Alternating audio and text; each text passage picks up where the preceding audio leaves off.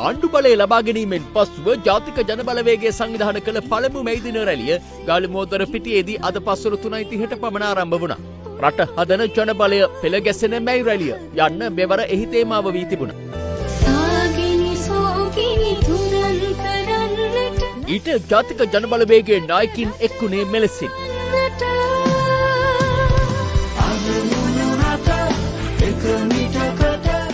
මීට පෙර මැයි දිනේ පවත්වනකොට අපි හිටියේ සටන් පාට ගොඩක් එක්ක අරගල භූමිවල. මේ සටන් පාට අතර අපේ අරගල බිම්වල තිබුණු ප්‍රධාන සටන් පාටයක් තිබුණා. ඒ තමයි අපිට ඕන වැඩ කරන පන්තියේ බලයක්, වැඩ කරන ජනතාවගේ පාලනයක්, වැඩ කරන ජනතාවගේ ආණ්ඩුවක්, වැඩ කරන ජනතාවගේ රජයක්. ඒ සටන් පාටය අද අපි ජයග්‍රහණය කරලා වැඩ කරන පන්තියේ රාජ්‍ය බලයක්, ආණ්ඩු බලයක් එක්ක තමයි ලංකාවේ ප්‍රථම වතාවට මේ මැයි දින සමරීම කරන්නේ. ඒක තමයි විජයග්‍රහණය. ඔබට මතක ඇති අවුරුද්දකට කලින් 2024 අපි මැයි දිනය ටවුන් හෝල් එකේ ඒ අවස්ථාවේ සමරනකොට අනුර සහෝදරයා කිව්වා 2025 මැයි දින සමරන්නේ අපේ ආණ්ඩුව යටතේ කියලා. ඒ පොරොන්දුව අද අපි ඉෂ්ට කරලා තියෙන්නේ.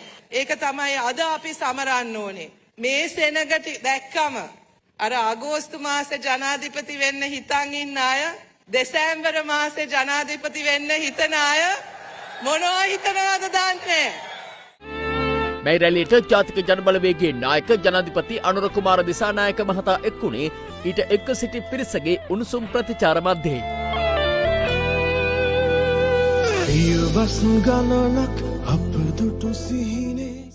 අපි දීර්ඝ කාලයක් මේ මැයි දිනේ සමරලා තිබෙනවා. ඒ හැම අවස්ථාවකම අපේ අපේක්ෂාව බවට පත් වුණේ බලය අත්පත් කර ගැනීම සඳහා ජනතාව පෙළ ගැස්වීම. අද අප පළමු වතාවට බලය අත්පත් කරගෙන මේ රට ගොඩනැගීම සඳහා ජනතාව පෙළගස්සන මහා රැළිය පවත්වනවා.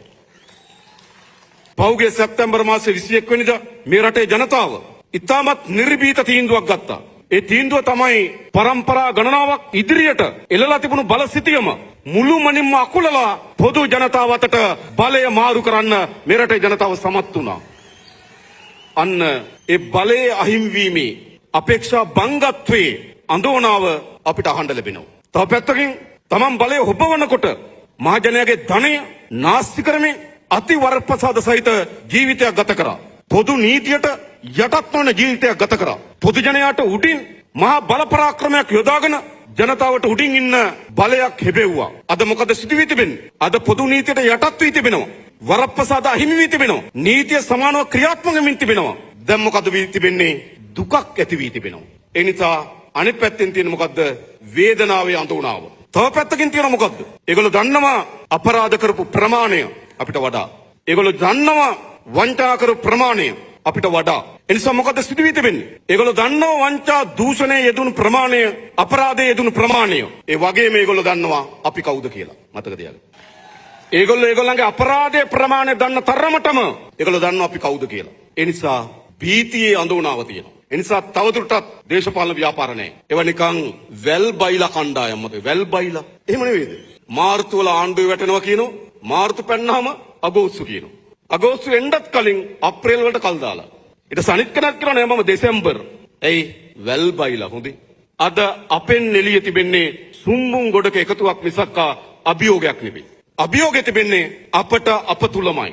එනිසා අභියෝගය පියමන් කිරීම සඳහා අපි අප තුලම තිබෙන ප්‍රතිවිරෝධතාවයෙන් නොගැලපීම්, අලුත් තත්වයට අනුව අනුරූපී වෙන්න අසමත් වීම, අලුත් තත්වයේ තේරුම් ගන්න අසමත් වීම, නව තත්වයට අනුරූපී වන පරිදි හැඩගැසෙන්නේ කෙසේද? ඒට අසමත් වීම ප්‍රශ්නේ තියෙන අපි ගාව. තවදුරටත් එළියේ ප්‍රශ්නේ මේ සමාජ සාධාරණත්වය වෙනුවෙන්, සමාජයේ යුක්තිය වෙනුවෙන් අපි ඉතාමත් විධිමත් වියමනක් වියනවා.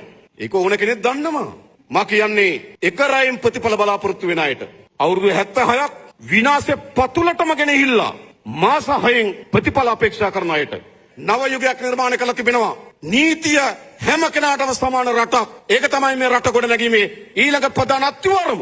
ඒක අපි සකස් කරලා තිබෙනවා. විශේෂයෙන්ම අපේ උරුසමති ව්‍යාපාරය. නැවත කියන අපේ රටේ උරුසමති ව්‍යාපාරය. පරණ ආකල්ප අත්තරින්න හුණු පිටත් ඉල්ලලා සටන් කරන කාලය අවසන් කරන්න.